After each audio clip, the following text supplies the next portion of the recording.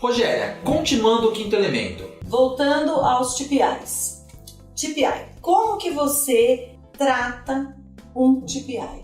É preciso estabelecer todo um processo de tratamento. Para você ter um contrato de TPI, primeiro, é preciso identificá-los. Como que você vai identificar um TPI?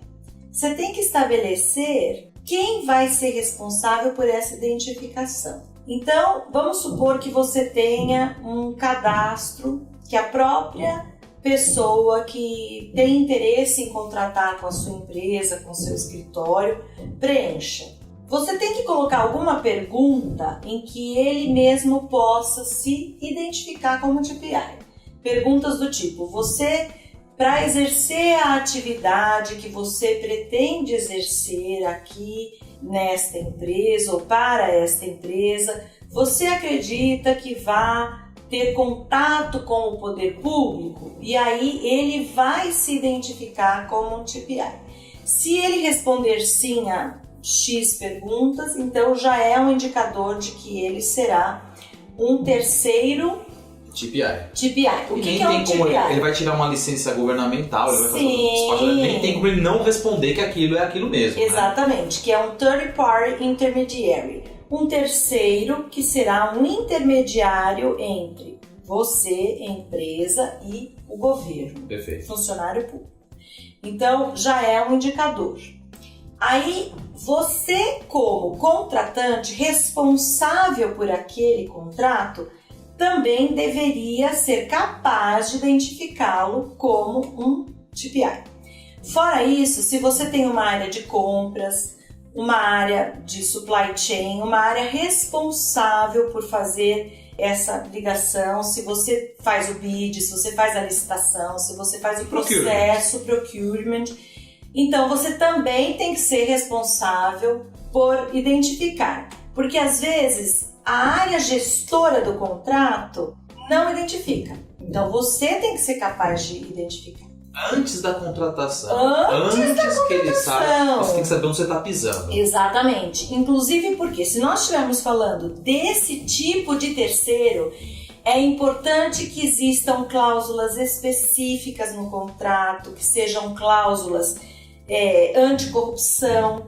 Então, cláusulas que deixem muito claro que essa empresa, esse terceiro, essa pessoa física não poderá receber nenhum tipo de valor indevidamente, que essa empresa não poderá oferecer nenhum valor em troca de algum benefício indevido. Tudo isso deve estar muito bem delineado no contrato. São as cláusulas anticorrupção. Por isso é preciso que tenha um contrato escrito. São as cláusulas especiais que a gente diz. E aí é bom que essas cláusulas sejam todas redigidas pelo jurídico, então que passe esse contrato pelo departamento jurídico ou por um advogado, um escritório externo, que um advogado redija as cláusulas, que seja feito isso de uma maneira muito apropriada.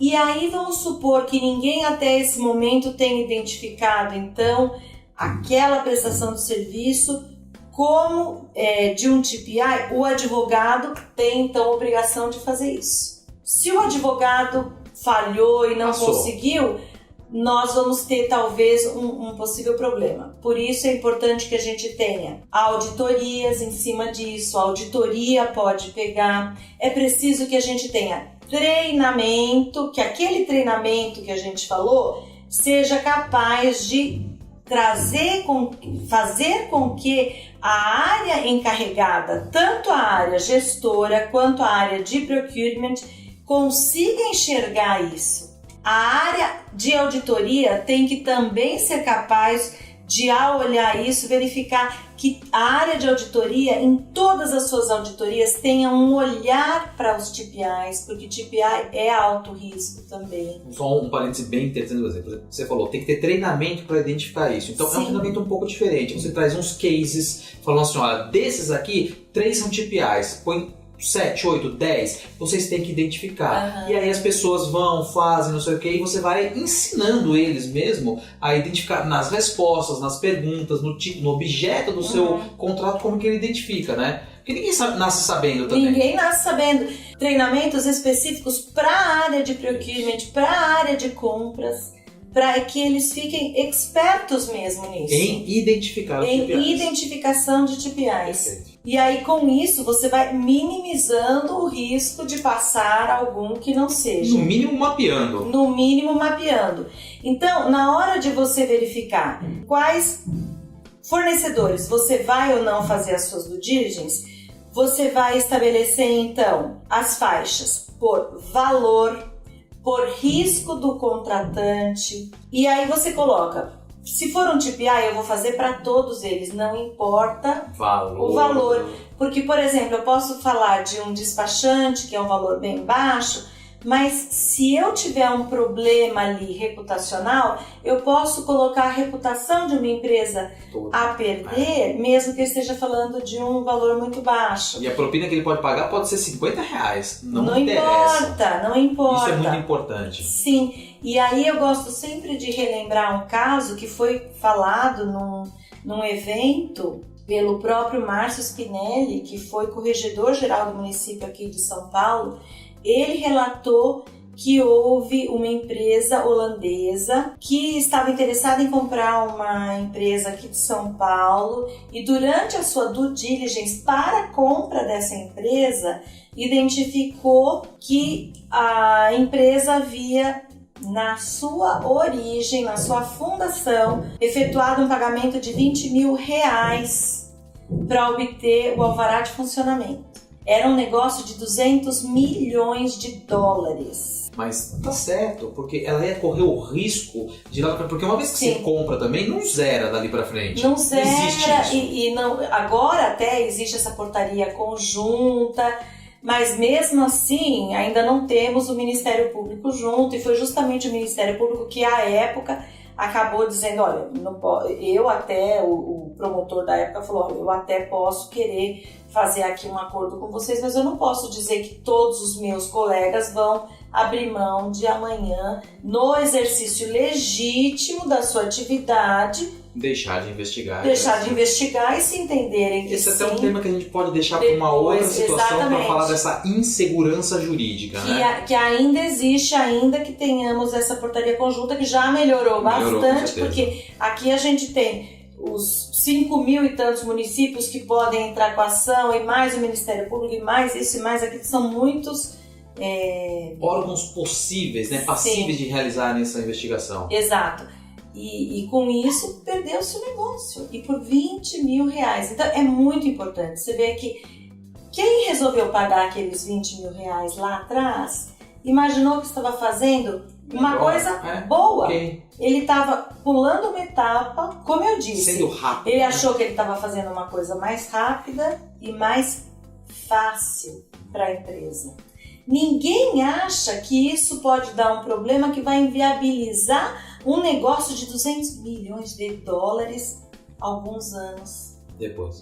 Ninguém vai imaginar isso, mas foi o que aconteceu na prática. A empresa simplesmente falou, não, eu vou gastar o meu dinheiro em outra freguesia, na qual eu tenha mais segurança jurídica. Essa empresa, imagina. Não, vou comprar em outro país, tchau. E foi embora. Identifiquei o TPI. Identifiquei o TPI, aí eu faço a due diligence e verifico. Tenho que ter uma ferramenta para fazer essa pesquisa, porque não adianta eu ficar só com o Google e olhar só uma parte. Eu preciso ter isso de uma maneira institucionalizada, de uma maneira automatizada, né? Aí fiz toda a minha verificação, deu tudo verdinho, bonitinho, sigo com a contratação. Apareceu qualquer red flag, apareceu qualquer coisa suspeita, é hora de parar, e aí eu entendo que eu preciso passar para compliance, para que compliance avalie. Procurement não pode continuar a contratação por si só. A não ser que eu tenha uma área muito bem treinada, mas mesmo assim eu entendo que tem que ser compliance, que tem que ter a aprovação. Ele pode até preparar, olha, eu acho que tem que ir adiante por causa disso, ele pode dar o parecer dele. Disso. E ainda que a decisão não seja exclusiva de compliance, mas compliance tem que dar o parecer. Red flag apareceu, é o único fornecedor do mercado, e aí? Então, aí vamos supor que eu esteja frente a uma situação dessa que pode ser. Acontece. Sim. Aí eu tenho que verificar, eu realmente preciso daquilo? De que tipo de red flag eu estou falando? Se eu estiver falando de uma coisa muito, muito grave e eu não tenho opção, então eu sou refém. Se eu sou refém e estou com uma arma na cabeça, eu preciso, eu não tenho opção, eu vou ter que comprar daquela empresa.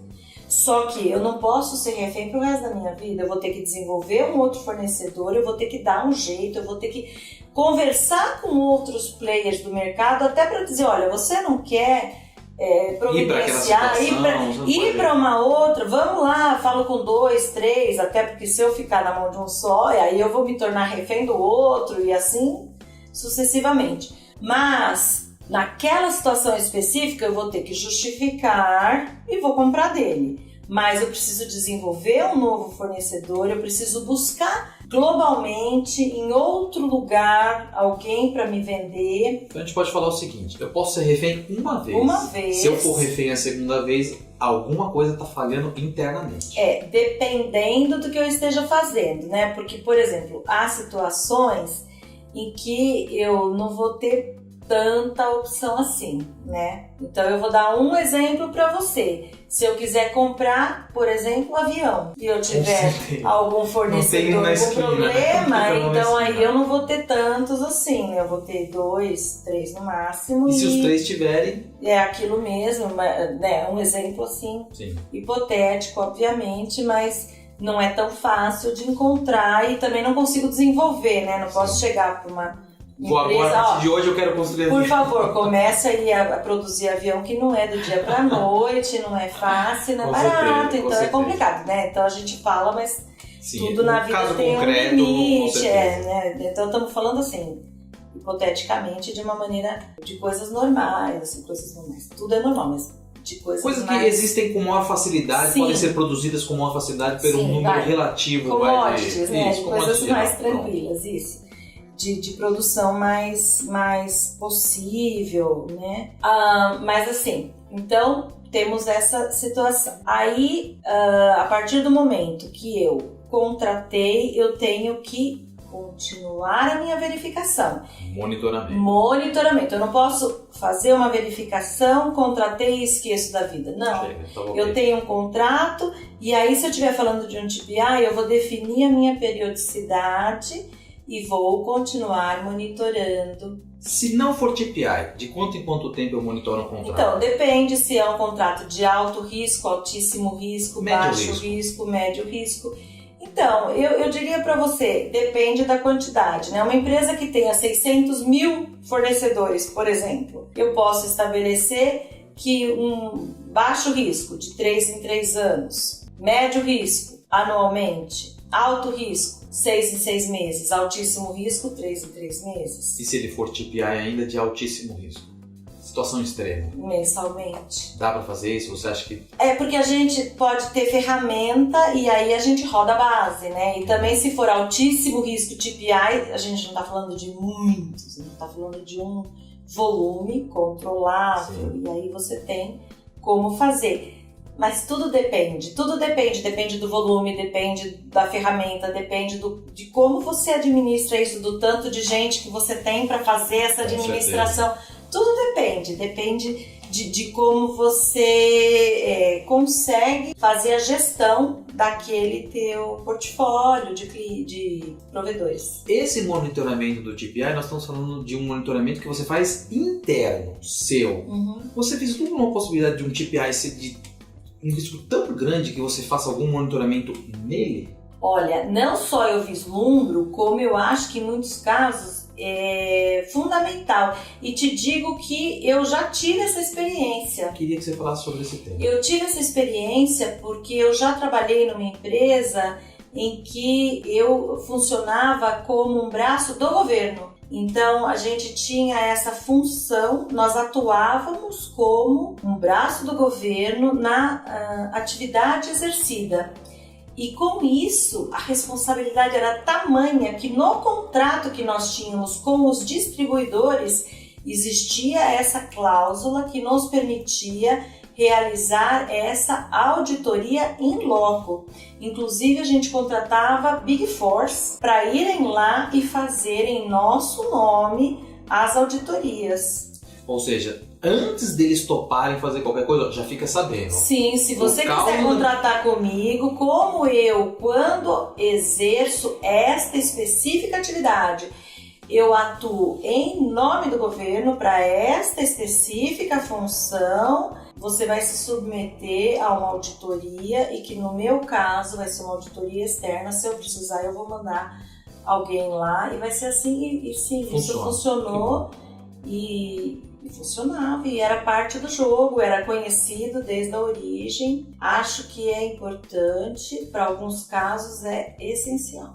Então vamos pegar esse exemplo, onde você é tão sensível à situação que você tem essa possibilidade de monitorar, inclusive esse terceiro. Ainda assim, pode acontecer desvio. Com todo esse aparato, com todo mundo sabendo, com cláusula anticorrupção, com tudo isso, com monitoramento, auditoria externa, isso não é garantia de que nada vai ser Então, nunca é garantia. O que você tem que fazer é atuar a hora que você pega. Então, assim, você fez a verificação, pegou alguma coisa errada, imediatamente você age, ou seja, foi lá, verificou, tem coisa errada, opa, para tudo. Então é assim, o que eu tenho no contrato estabelecendo?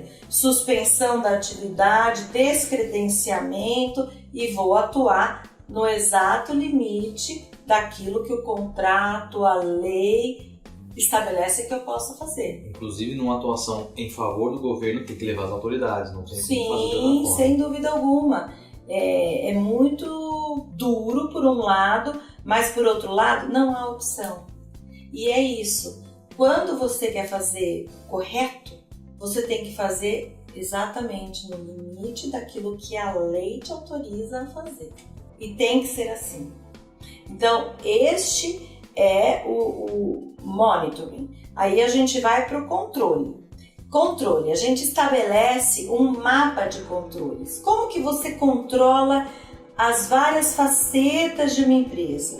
Então a gente estabelece que as áreas que serão controladas vão te dar reports, vão te dar os relatórios, e aí você tem que ver como você vai checar esses relatórios.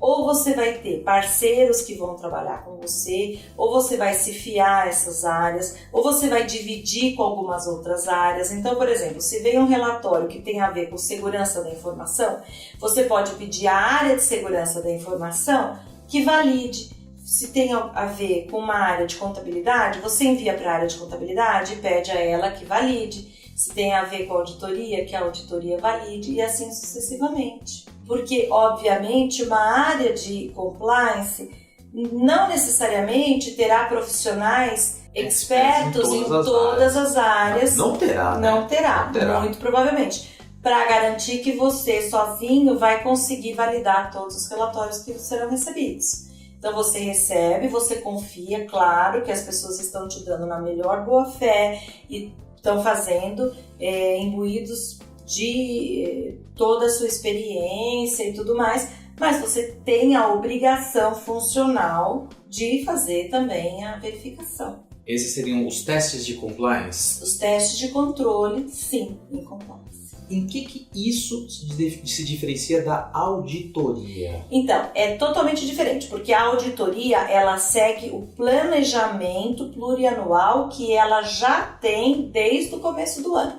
Então, a auditoria, ela estabelece que de 3 em 3 anos, de 2 em 2 anos, de 5 em 5 anos, dependendo do seu plano já aprovado pelo comitê de auditoria, ela fará tais e tais auditorias. Esse plano é aprovado, ele é previamente conhecido, tais e tais e tais áreas serão visitadas. É tudo já previamente conhecido.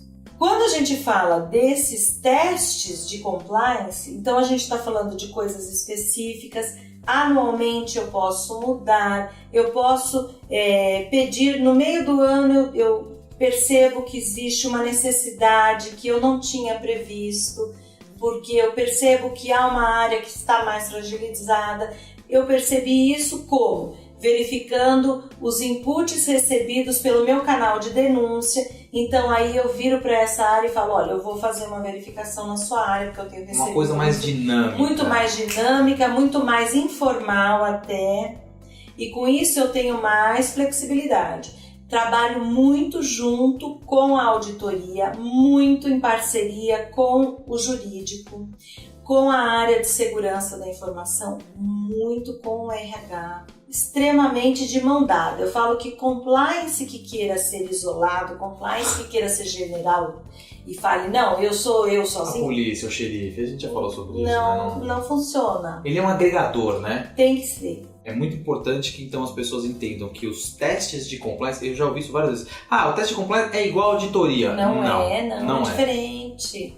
Isso é importante. Diferente. E ele é mais, vamos dizer assim, detalhado, ele é mais do dia a dia, é mais da função. Outra coisa, a auditoria, ela é totalmente vinculada às políticas. Se você não tiver uma política, um procedimento estabelecendo exatamente o que tem que ser feito, a auditoria não consegue apontar que ali houve uma falha. Você tem que ter um procedimento escrito para a auditoria dizer, aqui houve uma falha. Passo 1 foi feito, passo 2 foi feito, Sim. passo 3 foi feito. E com compliance não é assim. Daí do profissional do compliance saber interpretar e compreender aquela situação macro, como você falou. Ele vai ter que ser servido às outras áreas da própria empresa para entender se aquilo está correto ou não. Sim. Maravilha. Exatamente. Perfeito. Então assim a gente fecha esse quinto elemento e vamos no próximo bloco tratar do sexto elemento do programa de compliance. Como nós já acabamos de falar de monitoring e testing controls, é óbvio que realizando esse monitoramento e os testes de controles, nós vamos encontrar problemas. Então agora nós falaremos de issue management, que é a maneira como nós vamos tratar os problemas detectados. Perfeito. iComply, aprimorando pessoas, fortalecendo empresas.